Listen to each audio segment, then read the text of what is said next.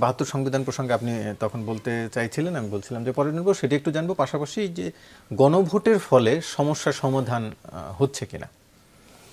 ধন্যবাদ। 24-এর গণঅভ্যুত্থানের অন্যতম স্লোগান হচ্ছে বৈষম্যহীন বাংলাদেশ।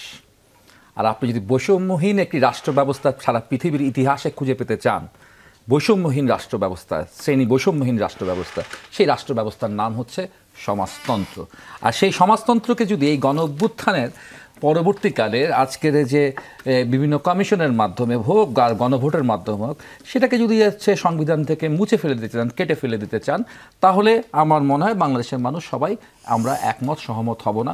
অত্যন্ত যারা মুক্তিযুদ্ধকে ধারণ করেছি, মুক্তিযুদ্ধকে যে আপহোল্ড করেছে, হ্যাঁ মুক্তিযুদ্ধ একটা আওয়ামী বয়ান আছে, সে আওয়ামী বয়ানে হতে পারে শুধুমাত্র একটি মানচিত্র কিংবা শেখ মুজিবকে প্রধানমন্ত্রী করা বা রাষ্ট্রপতি করা, এই জন্য মুক্তিযুদ্ধ সেই বয়ান অনুযায়ী।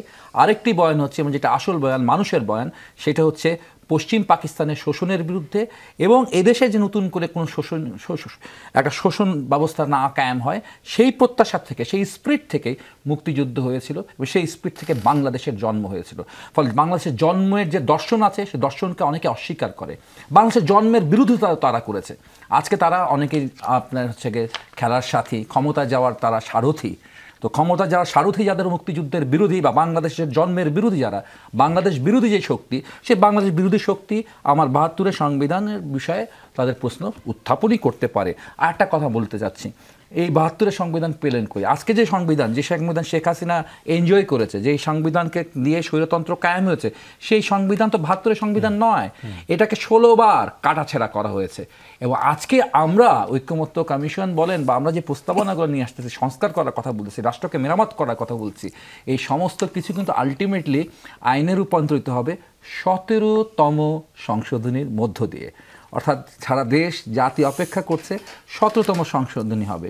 অর্থাৎ একটি নির্বাচিত সরকারের অধীনে, সেটা যেভাবেই হোক নির্বাচিত সরকার, সেটা হতে পারে হচ্ছে আপনার পিয়ার পদ্ধতিতে হোক, ওটা হতে পারে আসন ভিত্তিক বর্তমান পদ্ধতিতে হোক, নির্বাচিত সরকারের মানে নির্বাচিত সংসদ সদস্যদের মাধ্যমে 17তম সংশোধনীর মধ্য দিয়ে আজকের এত সব প্রস্তাবনা রয়েছে, সেগুলো কিন্তু হচ্ছে আমার সংবিধানের অঙ্গীভূত হবে। এটি হচ্ছে খুব স্পষ্ট এবং কথাবার্তা। আরেকটি ব্যাপার বলছি যে আপনি যে গণভোটের মাধ্যমে সমস্যার সমাধান হবে কিনা, আচ্ছা বাংলাদেশে দেখেন একটা মৌলিক সংস্কার হয়েছিল কিন্তু 90-এর গণ অভ্যুত্থানের পর, এটা আমরা অনেক সময় ভুলে যাই।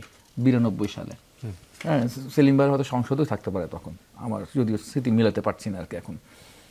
তো সেই সময় কিন্তু বাংলাদেশের পার্লামেন্ট, ঠিক আছে, একটা বড় ধরনের পরিবর্তন করেছে।